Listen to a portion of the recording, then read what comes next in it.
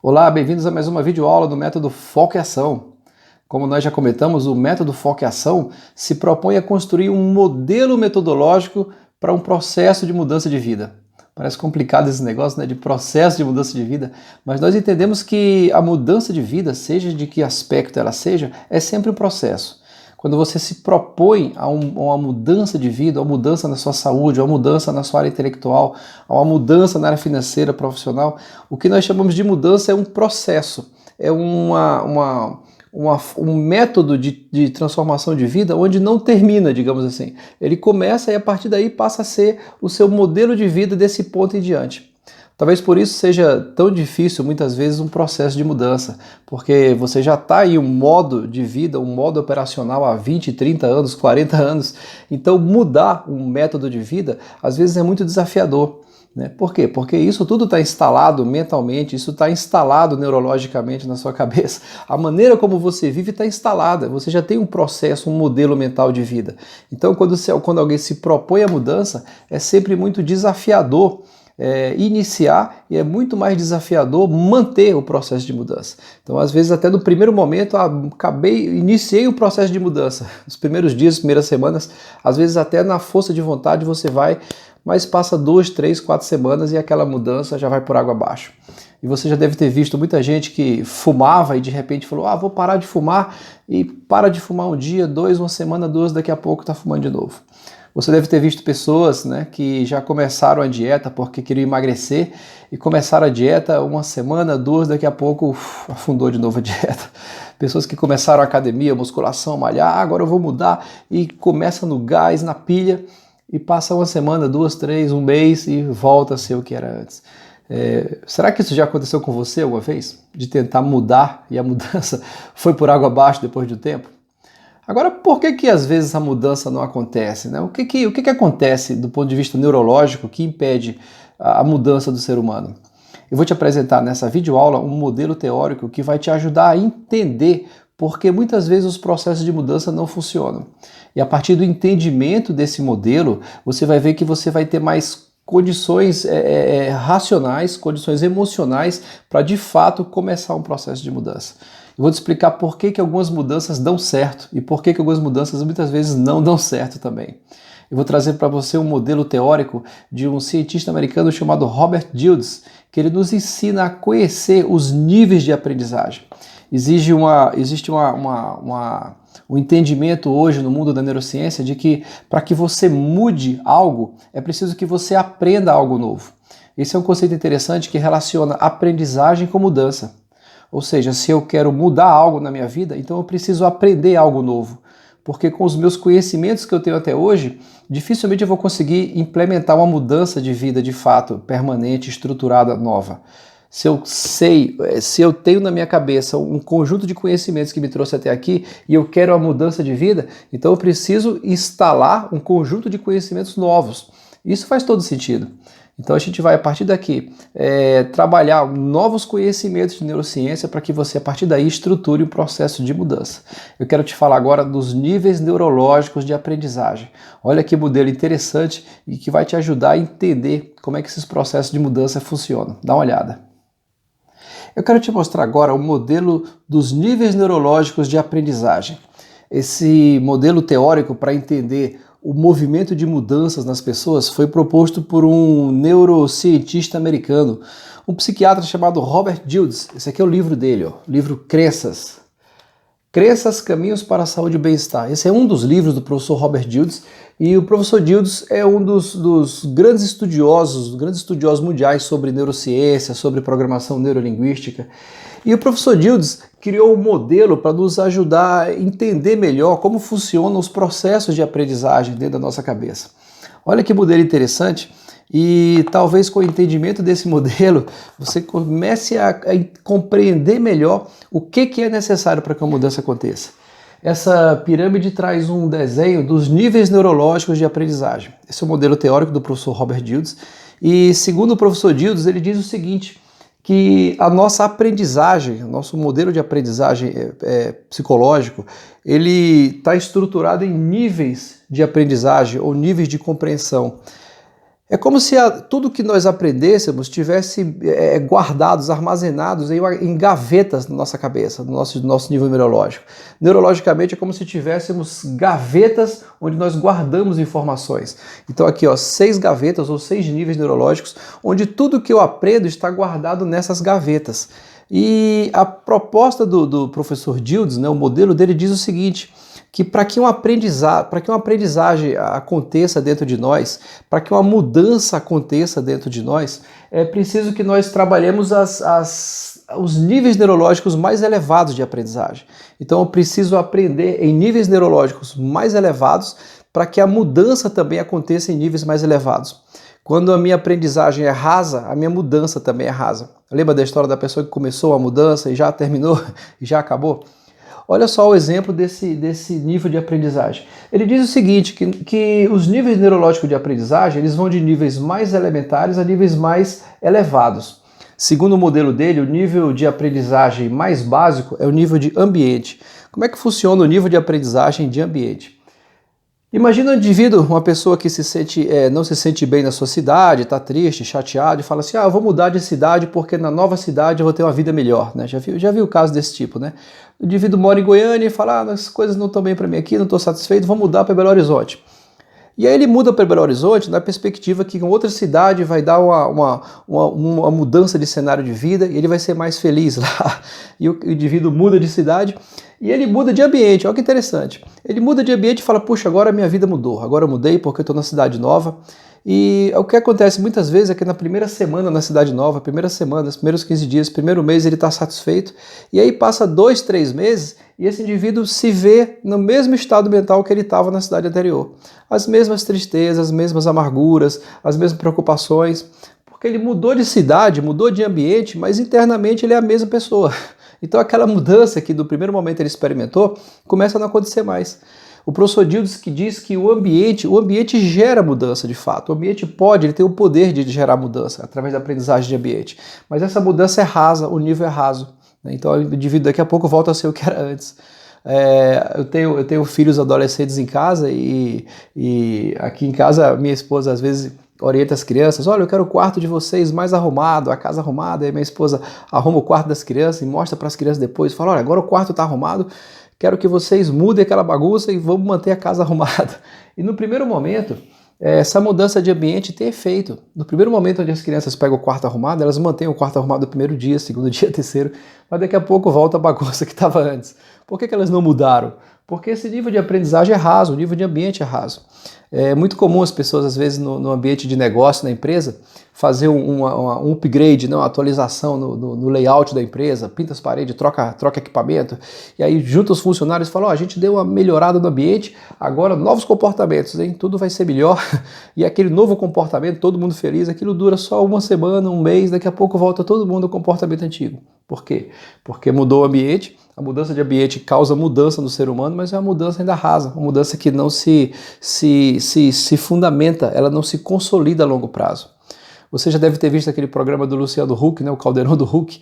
Ele tem um quadro lá onde ele pega uma casa de uma família humilde, né, e ele transforma a casa daquela família, faz uma modernização na casa, muda o ambiente da família.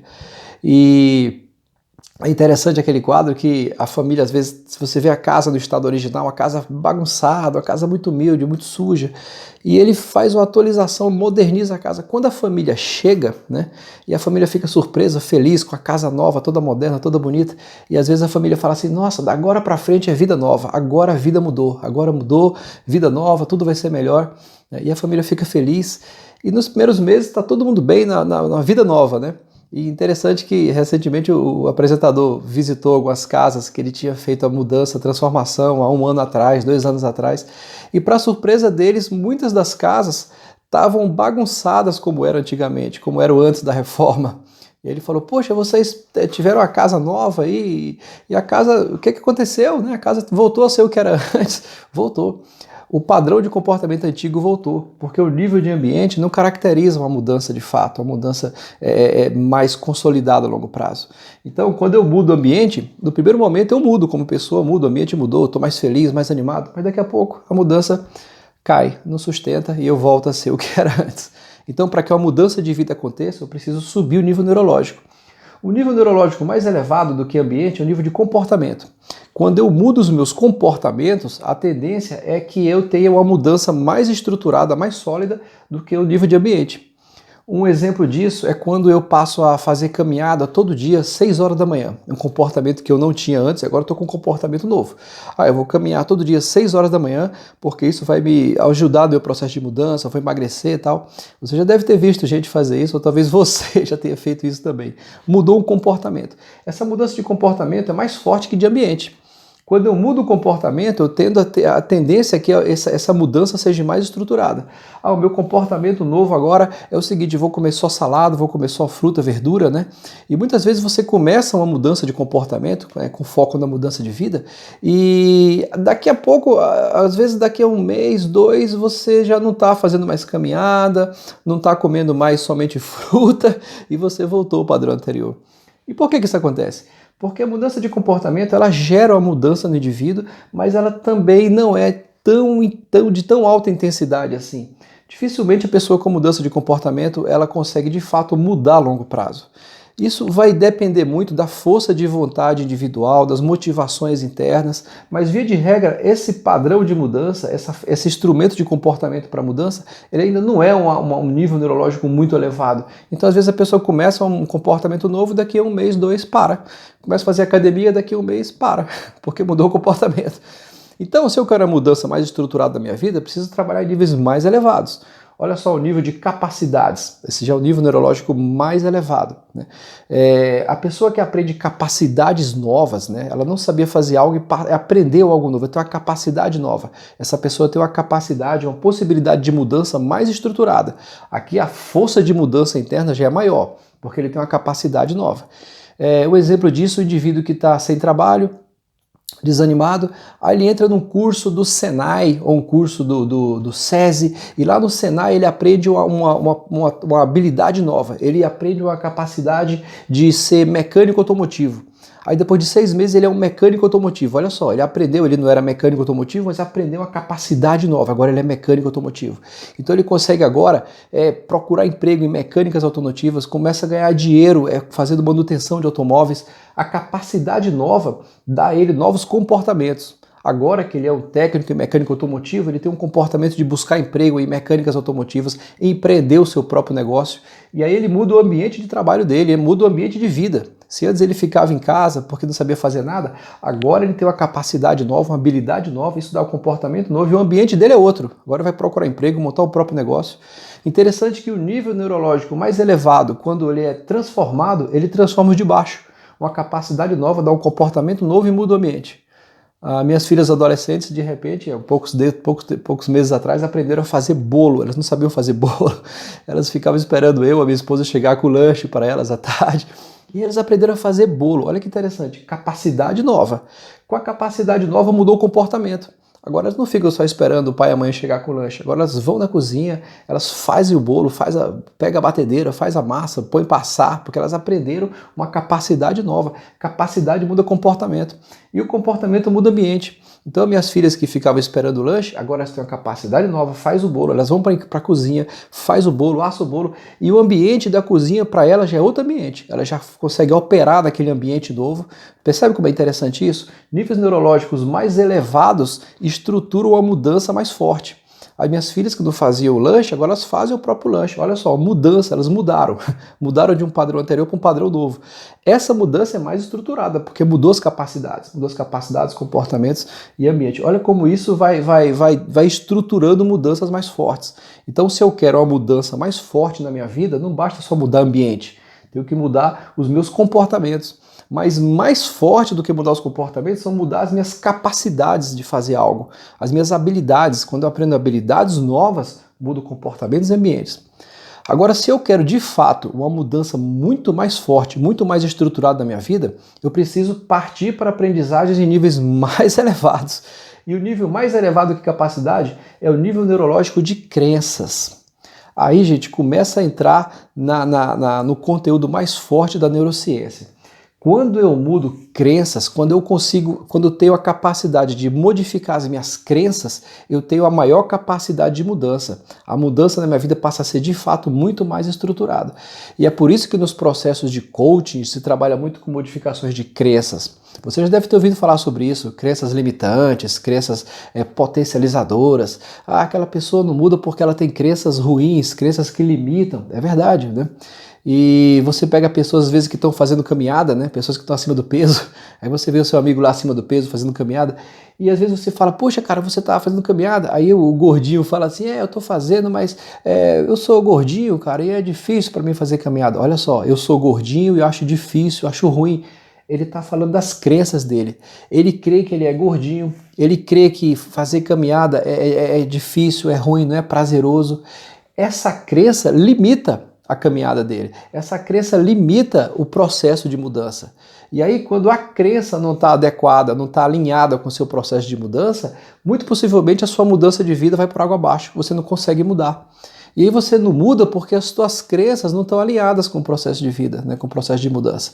Então, se eu quero a mudança mais forte na minha vida, eu preciso trabalhar com a modificação das minhas crenças internas. Quando eu passo a crer em algo novo, quando eu passo a ter uma crença em novos padrões de pensamento e sentimento, aí a mudança de fato é muito mais estruturada. Você pega uma pessoa que fumava e ela parou de fumar. E você fala, poxa cara, você parou de fumar? Ele fala, parei de fumar porque eu acredito que sem o cigarro eu vou ser muito mais saudável, essa crença está muito fortalecida em mim. Agora eu creio que eu sem fumar eu vou correr melhor, vou ser uma pessoa com melhor desempenho, melhor performance. Olha só, essa pessoa com a crença nova, ela tem muito mais capacidade de mudança, muito mais. Crença que às vezes ela não tinha antes, né? E aí ela tem agora.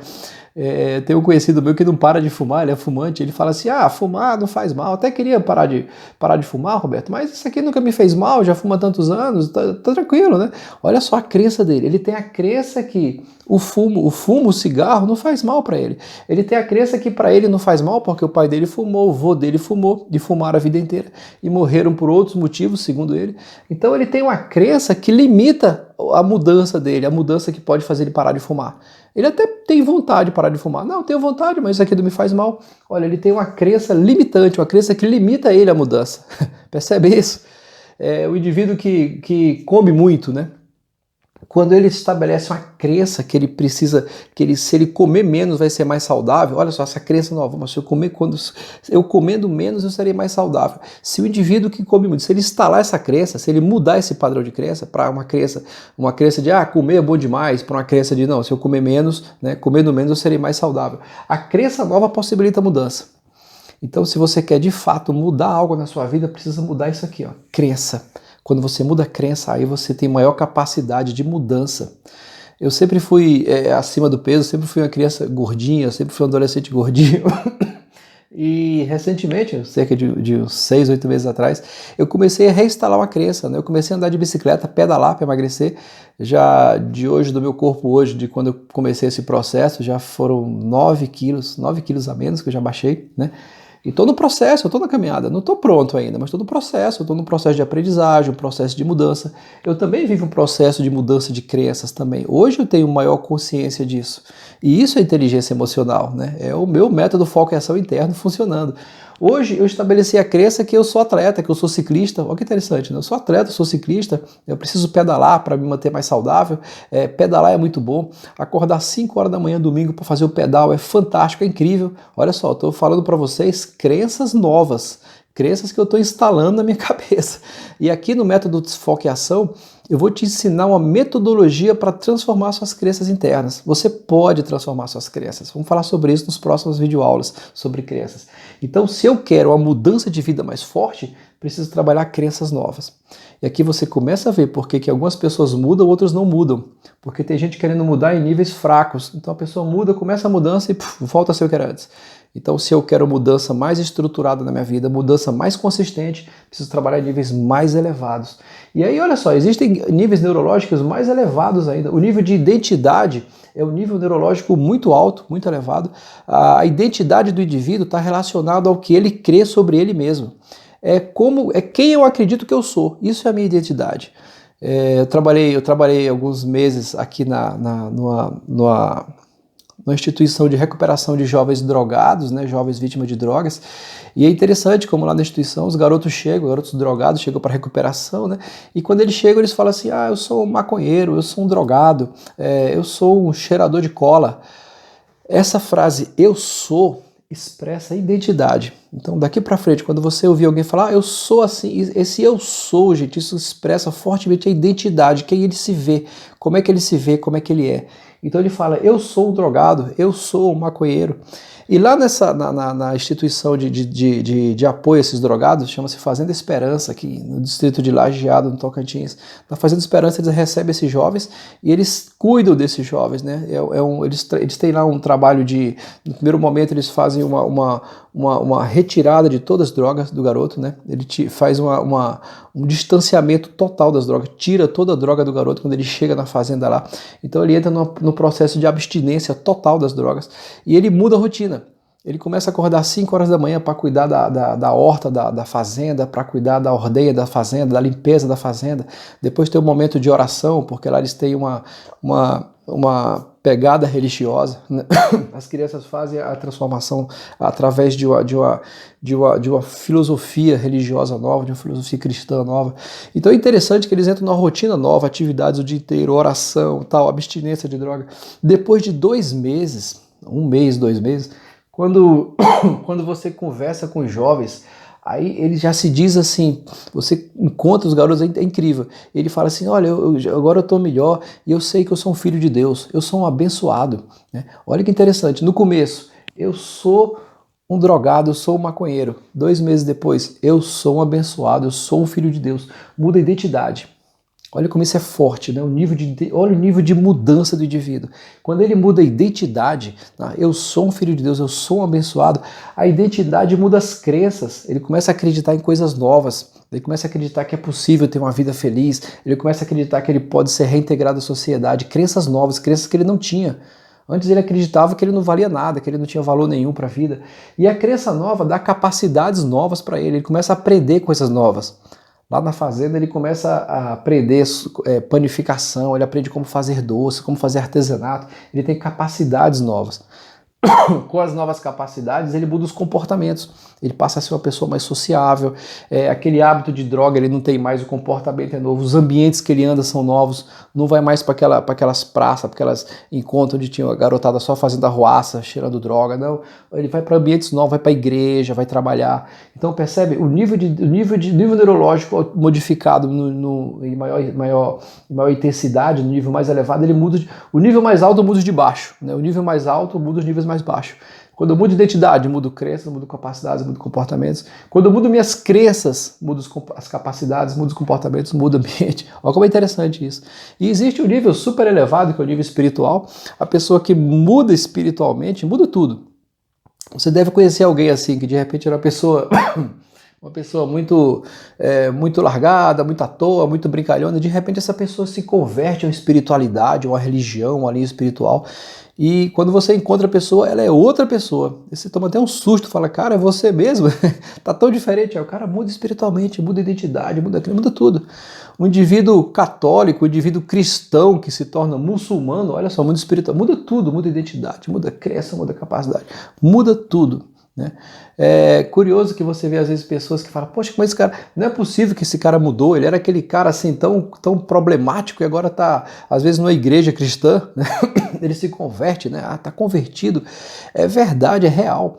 Se essa conversão for real nele, se ele de fato se converteu espiritualmente, ele muda a identidade, já é outra pessoa, né? Ele vai se identificar como outra pessoa. Não, eu sou um filho de Deus, eu sou uma pessoa abençoada. As crenças são outras, né? Tudo posso naquele que me fortalece, né? Deus é o caminho, verdade e vida. Olha só, crenças novas, crenças espirituais novas, que muda a capacidade, comportamento, ambiente, muda tudo. Então, olha que interessante esse modelo dos níveis neurológicos propostos pelo psicólogo, né? Ele é psicoterapeuta, psicólogo, neurocientista, Robert Tildes, né? Então, gente, o que isso nos faz entender? Se eu quero, de fato, uma mudança de vida, uma mudança mais estruturada, preciso trabalhar em níveis mais elevados. Durante o método Foco e Ação, nós vamos trabalhar a mudança nesse nível aqui, ó, nível de crenças. Então, o nosso objetivo no método Foco e Ação é trabalhar aqui. Crenças.